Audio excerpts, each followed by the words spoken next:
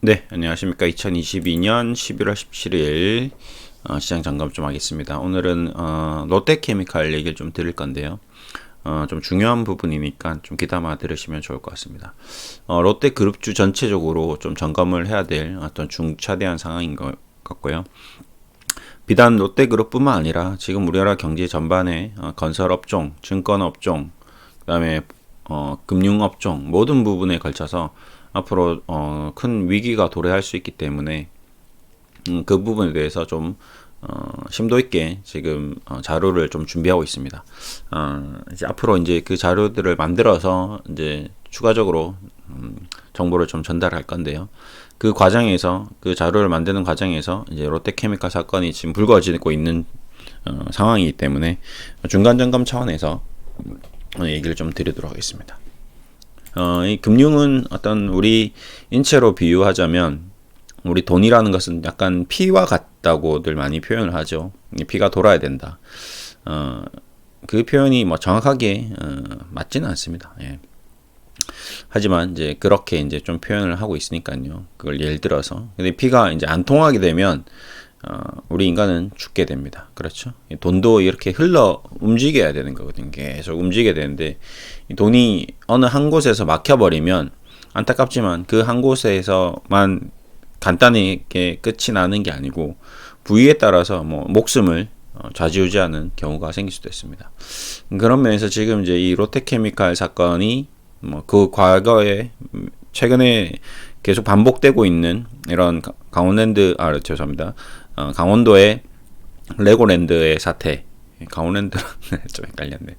네, 레고랜드 사태와 그 다음에 지금 흥국생명의 롤오버 사건, 만기채 뭐에 대한 사건, 그리고 지금 롯데케미칼의 이 조단위 자금의 조달 가능성에 대한 신용등급 부정적 하향 전망, 이런 것들이 전체적으로 다 연결되어 있다는 거죠. 예. 그리고 부동산 문제, 부동산 침체, 금리.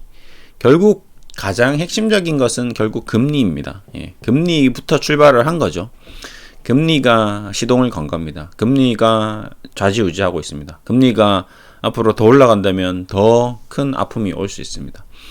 결국 우리 금융통화위원회에서는 금융당국의 최종적인 통화 결정권자들은 이걸 경제 시스템을 잘 파악해서 조절해야 되는데 지금 이 시스템이 우리 어떤 단독적인 결정이라기보다는 미국 금리에 따라서 우리는 그냥 따라가는 그런 모습이어서 저는 좀 안타깝다라고 좀 우선 첫 번째 얘기 드리고 싶습니다.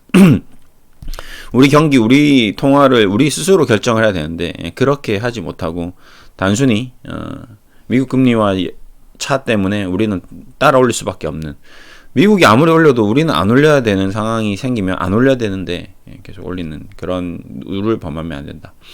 전 세계적으로 금리가 정확하게 똑같은 국가들은 다 없습니다. 그렇죠? 뭐 브라질이나 뭐 저 남미 쪽 가면 금리가 굉장히 높고요. 중국하고 우리랑 금리가 다르고 일본도 지금 거의 제로 금리고요.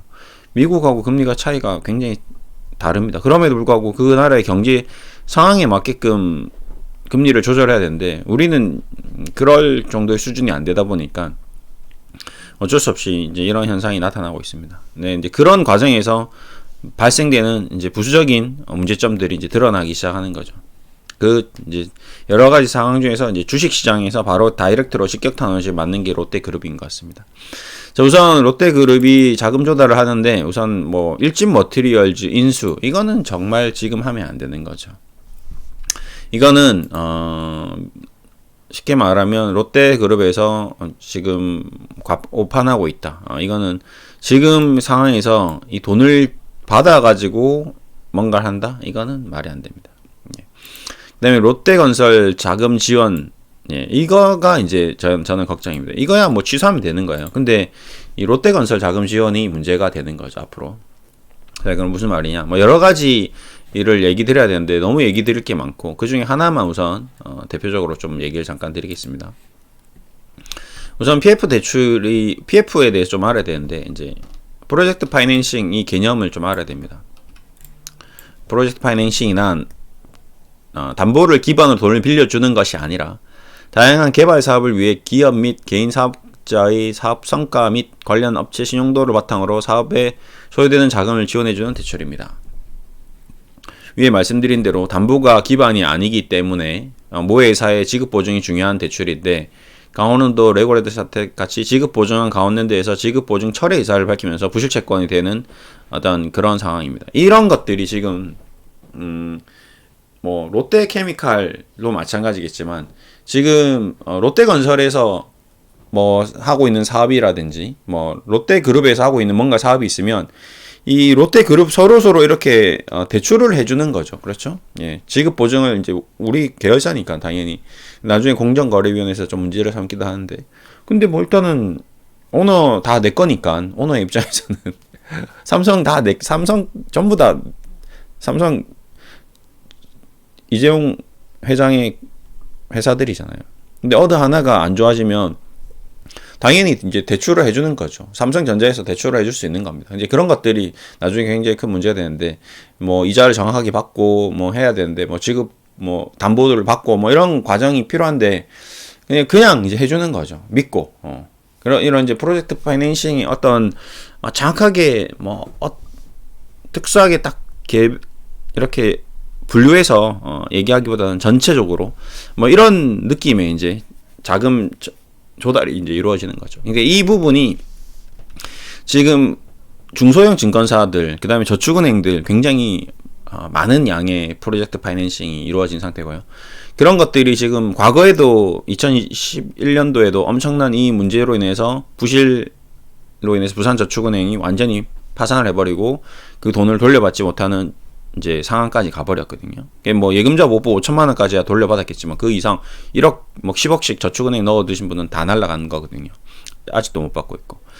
지금도 뭐 이 부분은 여러분이 지금 저축은행에 뭐 저축을 하고 있는 분이 있다면 무조건 5천만 원 이하로 하셔야 되고요. 뭐 2천만 원 정도 당장 돌려받을 수 있는 2천만 원, 한 3, 4개월 걸리는 남은 3천만 원 이런 것들까지 다 감안한다면 이자 1% 더 받겠다고 저축은행에 저금하는 것보다는 그냥 국민은행, 신한은행 같은데 5%짜리 1년 투자하는 게 어떤 이율적으로도 유리할 수 있습니다. 그러냐면 6%짜리 1년 넣었다가 4개월 동안, 5개월 동안 돈 못 올려받는 돈 이자 못 받으니까, 그리고 감안하면 실적으로는 그냥 일반 은행, 시중은행이 금리가 더 높은 걸 수도 있거든요. 근데 어떤 저축은행이냐에 따라서 다르긴 한데, 뭐 저도 지금 계속 이런 지금 자료들을 다 지금 체크하고 있는데, 이 수많은 자료들을 다 정리해서 요약해서 여러분들께 이제 나중에 특집으로 한번 얘기 드릴 예정입니다.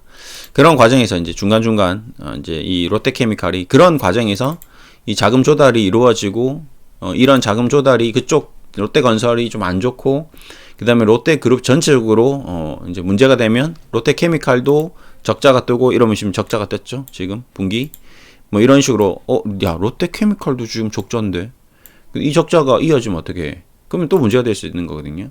근데 문제는 EAI뿐만 아니라 롯데그룹 전반적으로 안 좋아지면 어떡하지? 다행히 롯데지주, 그 다음에 롯데쇼핑, 그 다음에 롯데칠성, 롯데제과는 그래도 선방은 하고 있습니다. 돈은 벌고는 있어요. 워낙 롯데그룹 자체가 튼튼하죠. 그 다음에 하나가 이제 금융그룹 중에 이걸 눌러야 돼.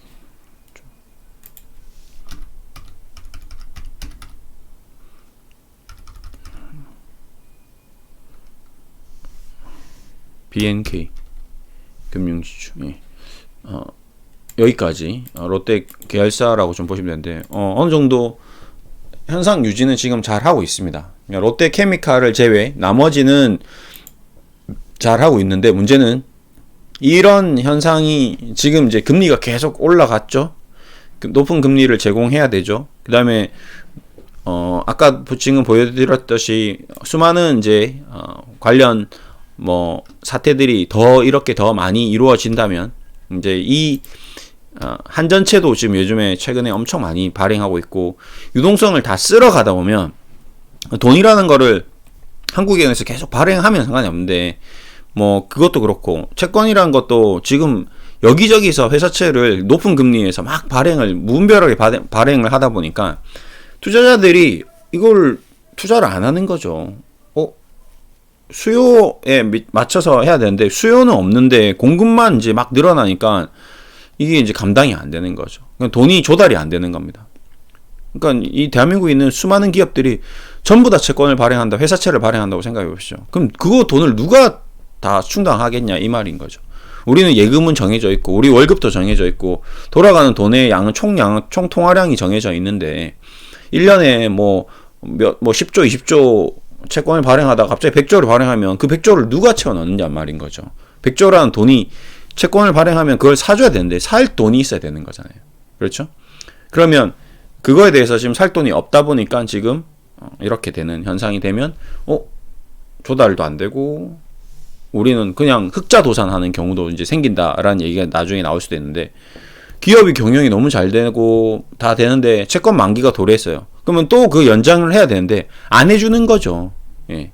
안 해주는 게 아니고 못 해주는 거죠. 한전에서 좀 20조씩 30조씩 발행해버리니까 국채를 저렇게 발행해버리니까 일반 회사채 같은 경우는 신용등급이 떨어지니까 6%짜리 주는 한전채가 좋아 5% 주는 롯데케미칼 회사채가 좋아. 당연히 한전채가 더 좋죠. 지금 완전히 보증돼 있지. 망해도 뭐 떼먹을 일 없지. 이자도 돈 없지. 그러다 보니까 돈이 글로 다 쏠리니까 남는 돈이 없어서 롯데케미칼이 지금 이런 이제 상황이 처해지는 경우가 생길 수 있는 거죠. 그러니까 우리가 이제 저는 이제 주식 투자자 입장에서 이제 보는 거죠. 자, 저도 지금 주식 투자 자문을 하고 있습니다. 그래서 제가 자문해주는 이 그룹이 있는데 이 그룹에게 롯데그룹주는 손도 대지 마세요라고 일단 1차적으로 메시지를 보냈습니다. 롯데지주냐, 롯데쇼핑이냐, 롯데케미칼이냐, 롯데칠성이냐, 롯데제과냐 중요하지 않다. 지금은 그냥 롯데그룹에 걸쳐 있으면 주식시장은 작은 악재에도 굉장히 큰 영향을 받는 그런 되게 민감한 곳이죠. 예. 너무나도 민감합니다.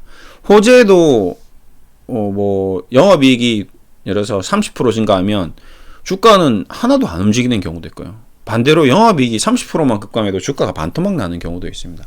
그렇게 악재에는 더 민감한 곳이죠. 그런데 지금 롯데그룹에서 이런 유동성 위기, 어떤 신용등급 위기 뭐 이런 것들이 나와버리면 본 회사의 가치 대비해서 훨씬 더 많이 하락하는 경우가 있다는 거죠. 예. 저는 제가 봤을 때 롯데그룹이 최근 10년 동안 정말 최악의 어떤 과정을 겪고 있다, 경험을 하고 있다라고 저는 생각하고 있습니다. 롯데가 이렇게 안 좋았을 때가 있을까 싶을 정도로 과거에 어떤 영광, 글로리했던 그 시절을 비교한다면, 지금 신격호 이제 창업자죠. 신격호 고 회장님이 죽고 나서 그 이후로부터는 제가 봤을 때는 뭐 계속 이런 것 같습니다. 아들 싸우지, 경영권 싸우지, 뭐 그 다음에 한일 분쟁 나오지, 죄송합니다. 그 다음에 중국 사드로 또 롯데 완전히 철퇴당해서 롯데마트 다 철수했지. 한국 롯데마트 지금 다 막갔죠. 롯데백화점도 막갔죠. 지금 롯데쇼핑도 막갔죠. 지금 뭐 제대로 되는 게 없는 거죠. 그런 과정에서 이제 롯데케미칼까지 이제 이렇게 얘기가 나와버리니까 이제 점점 이제 신뢰를 잃어버리는 거죠. 주식시장에서. 그렇기 때문에 이렇게 잃어버릴 때는 답이 없습니다. 예.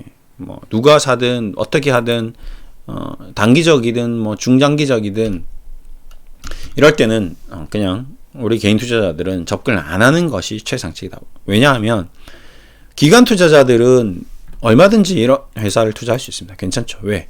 본인 돈이 아니니까. 이거는 나한테 투자 유치를 받아서 손절하면 됩니다. 어차피 자기 펀드에 예를 들어서 뭐 10조짜리 펀드가 있으면 10조짜리에서 뭐 10% 1조씩 넣고 그러지 않는 거거든요. 뭐 끽해봤자 뭐 3천억 5천억 사는데 뭐 0. 몇 프로 이렇게 편입하는 그 물량이 들어오는 거 들어오고 나가고 하다가 안 되면 손절해봤자 0.3% 손실로 끝나는 거거든요. 그런 투자자들이 모여서 기관 투자자들이 이 주식을 사고 팔고 하는 모습을 보고 개인 투자자가 이렇게 덤벼들었다가는 잘못 걸려버리면 이게 반토막 나버리면 개인 투자자들은 인생이 왔다 갔다 하는 거거든요. 그렇기 때문에 저는 아무리 여기서 수익이 날 수 있는 그런 단기 낙폭 과대주라고 하더라도 절대 같이 들어가시면 안 된다. 지금 롯데지주 지금 공매도 시작됐죠. 14%. 롯데쇼핑 공매도 갑자기 이렇게 쏟아져 나오기 시작합니다. 27%. 예. 이런 것들이 롯데쇼핑이라는 기업이 실적이 나쁘다거나 뭐 문제가 있다거나 지금 롯데케미칼도 보십시오. 공매도 쏟아지는 거 보십시오. 공매도 과열 걸렸는데, 그러니까 정말 이 회사가 망해서 앞으로 이제 이 파산이 될 거라고 생각해서 이렇게 되는 게 아니라는 겁니다.